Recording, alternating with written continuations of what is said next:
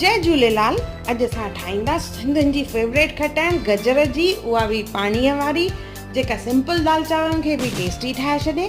त अचो त शुरू था कयूं पिया। उन लाइ खणंदासीं गजरूं, लूणु, ॻाढ़ो मिर्च, हैड, पीली राई यानी और साई थूम खणंदासीं, उनजो साओ हिसो, और हिन सां गॾु खणंदासीं असां पाणी। हाणे हिकु बासण खणंदासीं, उन में विझंदासीं गजरूं। गजरुनि खे मां धोई साफ़ करे लंबनि लंबनि टुकरनि में कटियो आहे। इन में विझंदासीं हाणे मसाला। उन्हनि में लूणु विझंदासीं पहिरियों, हैड, पीली राई, ॻाढ़ा मिर्च ऐं साई थूम। इन्हनि खे असां मिक्स कंदासीं। चङी तरह मिक्स करण खां पोइ असां हिनखे विझंदासीं बरनीअ में।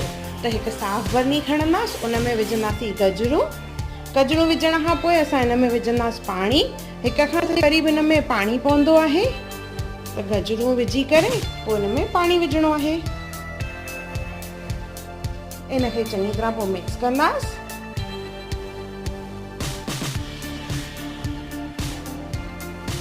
पाणी विझी करे चङी तरह मिक्स करणो आहे, और 3 ॾींहंनि खां पोइ इहा खटाइण तयार थी वेंदी। और 10 ॾींहंनि ताईं इहा खटाइण असां इस्तेमालु करे सघंदा आहियूं। ये ॾाढी टेस्टी खटाइण आहे।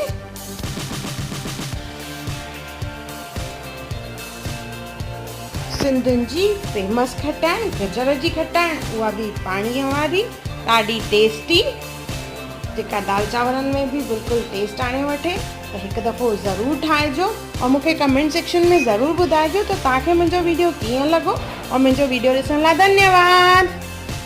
अगरि तव्हांखे मुंहिंजे चैनल हुनर मुस्कान काथे वीडियोस पसंदि अचनि था त उन्हनि खे लाइक कयो, शेयर कयो ऐं सब्सक्राइब कयो।